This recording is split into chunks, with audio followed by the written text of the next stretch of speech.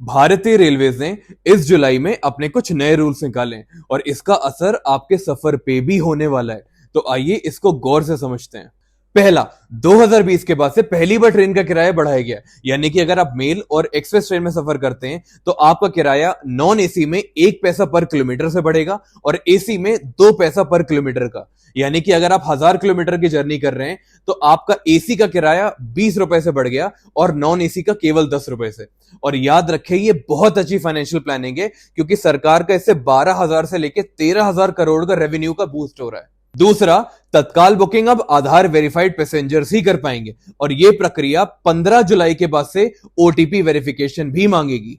जो लोग tickets agent से बुक कराते हैं उनके लिए बहुत बड़ा धक्का है क्योंकि अब आईआरसीटीसी एजेंट्स को पहले 30 मिनट तक तत्काल बुकिंग में एक्सेस ही नहीं मिलेगा। यानी कि 10 बजे जो एसी का तत्काल लगता है उसमें एजेंट्स की एक्सेस 10:30 बजे से होगी, वहीं पे नॉन एसी में जो 11 बजे खुलता है उनकी एजेंट्स की एक्सेस 11:30 बजे से होगी। तीसरी चीज, जो हम लोग फाइनल चार्ट प्रिपरेशन को लेकर बहुत परेशान रहते थे, अब वो 4 घंटे पहले से बढ़ाकर 8 घंटे पहले कर दिया गया है और जो ट्रेनें दोपहर के 2 बजे से पहले डिपार्चर होना है उनका चार्ट एक दिन पहले रात को 9 बजे तक ही प्रिपेयर हो जाएगा। चौथा, वेटिंग लिस्ट को कंट्रोल कर लिया है 60% की कैपिंग कर, यानी कि पहले 100 से 120 तक वेटिंग लिस्ट जाती थी, अब इन्होंने 60% की कैपिंग कर दी है, यानी कि 100 सीट्स पर केवल मैक्सिमम वेटिंग 60 ही जानी है। पांचवा, एक बहुत बड़ा अपग्रेड हुआ है पैसेंजर रिजर्वेशन सिस्टम में।